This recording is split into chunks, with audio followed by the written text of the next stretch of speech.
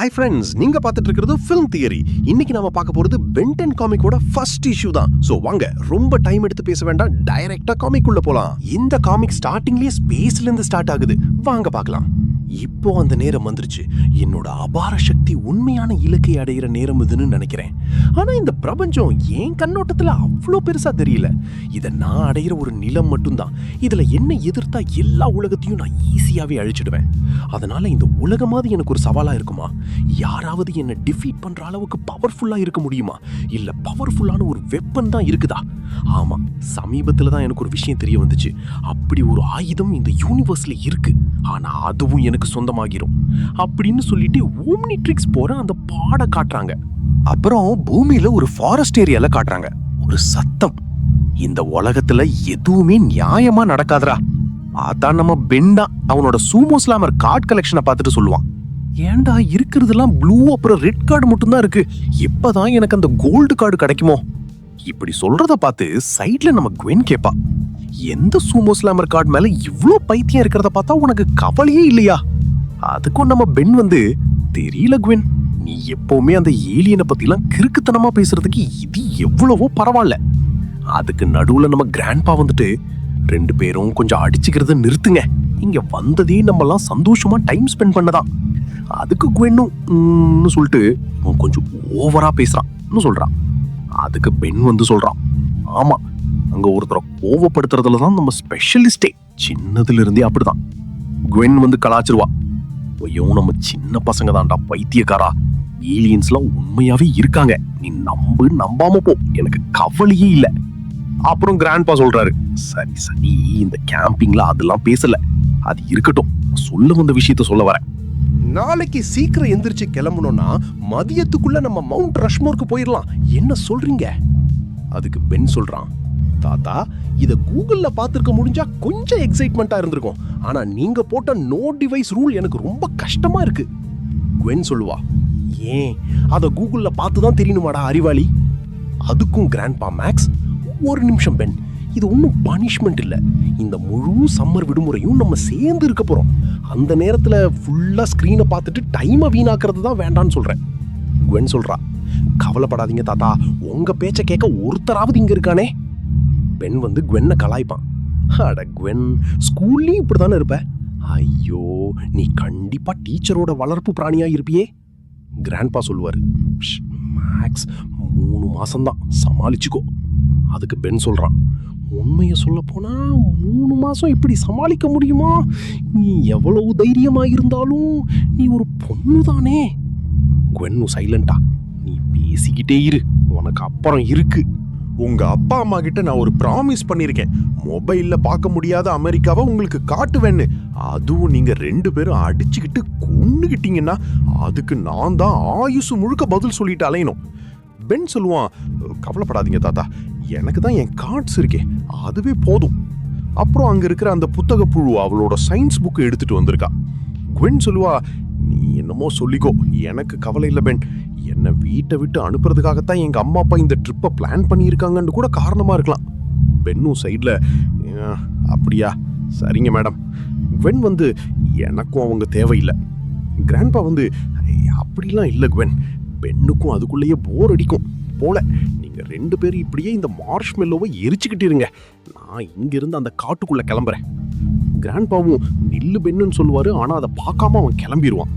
அப்புறம் இன்னொரு பக்கமா காட்டுறாங்க, ஒரு மிலிட்டரி பேஸ்ல இருந்து ரேடார் மூலியமா ஒரு ஆர்மி ஆபீசர் விண்வெளியை பார்த்துக்கிட்டு இருப்பாரு.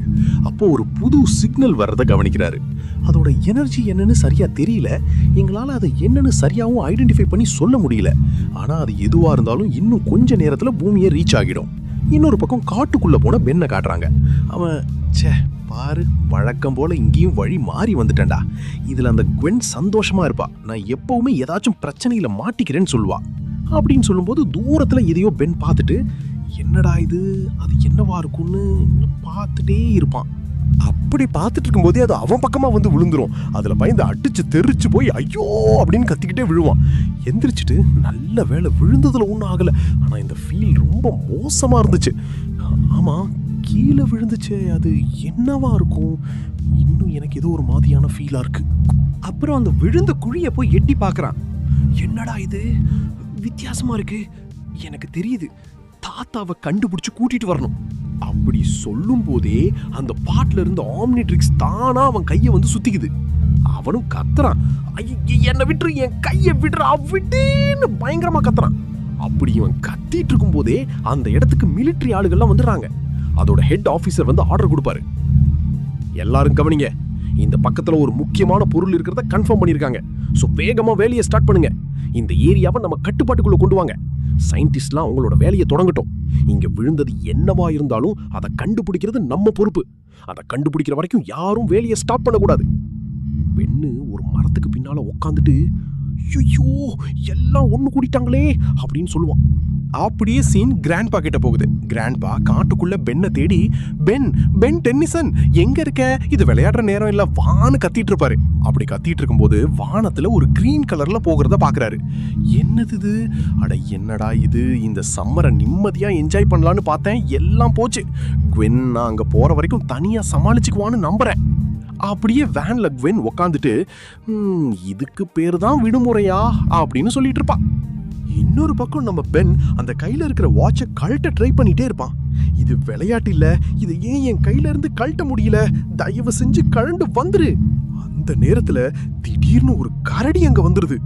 அதுவும் ஒரு நார்மலான கரடி இல்ல, சைபாக் பாதி ரோபாட்டிக் பார்ட்ஸ்லாம் இருக்கிற கரடி அங்க வந்து நிக்கிறத பார்த்த பென், அங்கே நில்லு, பக்கத்துல வந்துடாத, ஃப்ரீஸ் ஆகி பார்த்துட்டே இருப்பான்.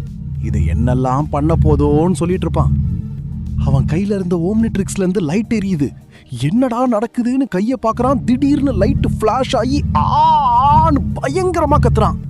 நிறுத்து, என்ன விட்டுரு, இல்ல அப்படின்னு கத்திட்டு இருக்கும் போதே அந்த இடத்துலயே பென்னோட ஃபர்ஸ்ட் ஏலியன் ஃபார்முக்கு மாறுவான். கொஞ்சம் கொஞ்சமா அப்படியே ஃபுல் ஃபார்முக்கு மாறி நிப்பான். அவனோட ஃபர்ஸ்ட் ஃபார்ம் வந்து 4 ஆர்ம்ஸ். அவனுக்கு அது என்னன்னே தெரியல. என்னடா என் உடம்புல வேற மாதிரி இருக்குன்னு நான் என்னவோ மாறிட்டேன்டா. அவன் அந்த ஃபார்முக்கு மாறினதும் அந்த கரடி அவனை தாக்க வந்ததுல அதை பார்த்து சொல்லுவான், இது தவறான முடிவு ஃப்ரெட்டி ஃபாஸ்பேர். அது அவனை அட்டாக் பண்ண வருது. எனக்கு இன்னைக்கு சண்டை போடுற மூட்லயே இல்லை.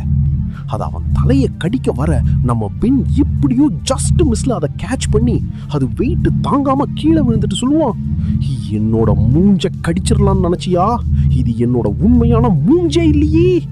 அது அவன் மேல இருந்து சூடு பயங்கரமா கத்திட்டு கடிக்க போக நம்ம பெண் தள்ளி போன்னு சொல்லி வைப்பான் பாருங்க ஒரு அடி. பாருங்க, அது அவ்வளோ பெருசாலாம் அஃபெக்ட் ஆகியிருக்காது.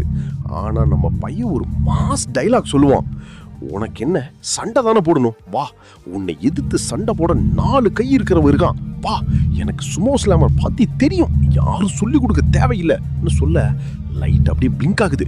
நில்லு நில்லு, ஐயோ இப்போ என்னாச்சு உனக்குன்னு சொல்ல பென் நார்மல் ஃபார்முக்கு மாறுவான். இந்த ஃபார்ம் அவுட் வந்தது பென்னை ரொம்ப அஃபெக்ட் பண்ணுதுன்னு நினைக்கிறேன். அவன் ஏலியனா மாறும்போதும் சரி, நார்மலா மாறும்போதும் சரி, ரொம்ப பெயினா ஃபீல் பண்றான் போல. அவனும் அதுக்கேற்ற மாதிரி தலை ரொம்ப சுத்துதுன்னு சொல்ல அந்த கரடி போலான்னு அரமானு கத்திக்கிட்டே மறுபடியும் அட்டாக் பண்ண வர இவனும் அந்த அட்டாக்ல இருந்து தப்பிச்சு வாட்சுக்கிட்ட போட்டு புலம்புவான். சரி, நீ ஏதோ பண்ணில, அது திருப்பி பண்ணு ப்ளீஸ், எனக்கு ஹெல்ப் பண்ணு. அவன் பேசுறது வாட்சுக்கு கேக்குதா என்னவோ, அது டப்புன்னு லைட் க்ளோ ஆகி நெக்ஸ்ட் ஏலியன் ஃபார்முக்கு பென் மாற ஆரம்பிக்கிறான். அந்த கரடி கத்திக்கிட்டே பக்கத்துல வர பென் இந்த டைம் ஹீட் பிளாஸ்டா மாறி இருக்கான். அவன் அந்த ஃபார்முக்கு மாறினதுக்கே கரடிக்கு அது சரியான அடியா விழுந்திருக்கும். என்னடா ஆச்சு, அந்த 4 கை இருந்த அந்த மான்ஸ்டர் எங்க, நான் நெருப்பா எரிஞ்சுக்கிட்டு இருக்கேன். அந்த டைம்லயே அந்த கரடி அவனை பின்னால பக்கமா தாக்க வர நம்ம பையன் ஏர்ல பறந்து வர, கரடியா 1 நிமிஷம் வெயிட் பண்ணுன்னு சொல்லிட்டு இருப்பான்.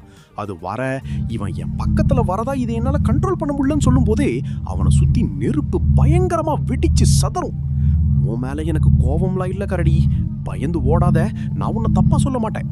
இதெல்லாம் ரொம்ப கிறுக்குத்தனமா இருக்கு, அதுவும் ரொம்ப ஆபத்து தான்.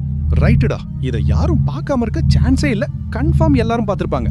இந்த ஆர்மி கண்டிப்பா பக்கத்துல தான் இருக்கும்னு சொல்லும் போதே ஆர்மி அந்த இடத்துக்கு வந்துடுறாங்க. அதுல ஒரு சோல்ஜர், யாருக்காச்சும் ஏதாச்சும் தெரியுதா, சூரியன் வெடிச்ச மாதிரியான ஒரு வெளிச்சம். இன்னொருத்தர் வந்து ஹைப்பர் ரேடியோ எடுத்து சீக்கிரம் இன்ஃபார்ம் பண்ணு. சரின்னு சொல்லிட்டு அந்த சோல்ஜர் அவங்களோட ஹெட்டான கர்னல் ரோசம்க்கு கால் பண்ணி, நான் கேலோவே பேசுறேன், கிராஷ் நடந்த இடத்துல இருந்து ஒரு கொஞ்சம் தூரத்துல தான் இருக்கும், இங்க ஏதோ வெடிச்ச மாதிரியான வெளிச்சத்தை பார்த்தோம், எங்களுக்கு இன்னும் பேக்கப் ஃபோர்ஸ் தேவைப்படலாம். அதுக்கு கர்னல் சொல்றாரு, இதெல்லாம் ஒரு கோஇன்சிடென்ட்டா இருக்க முடியாது, ஆல்ரெடி ஆபத்தான இந்த சிச்சுவேஷன்ல வேற ஏதோ புதுசா யாரும் வந்திருக்காங்க போல, அது எதுவா இருந்தாலும் சீக்கிரம் கண்டுபிடிச்சு பிரச்சனை ஆகுறதுக்குள்ள நிறுத்தணும். அப்படியே சீன் வேன் கிட்ட போகுது.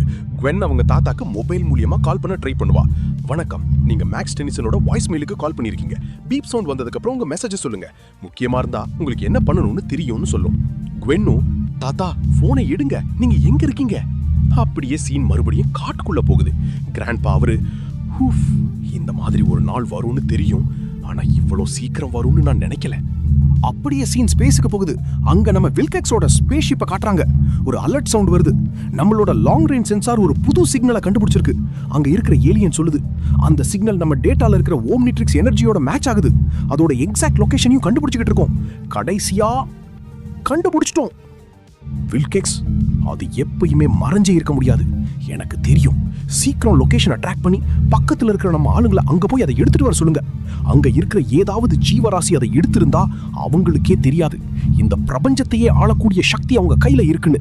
இதோட இந்த இஷ்யூ 1 கம்ப்ளீட் பண்ணிட்டாங்க. இன்னும் 2 இஷ்யூ இருக்கு. அதையும் நாளைக்குள்ள அப்லோட் பண்ணிடுவேன் ஃப்ரெண்ட்ஸ். இந்த மாதிரி பென்டன் காமிக் ஸ்டோரியை கேட்கணும்னு நினைச்சா மறக்காம நம்ம சேனலை சப்ஸ்கிரைப் பண்ணிக்கோங்க.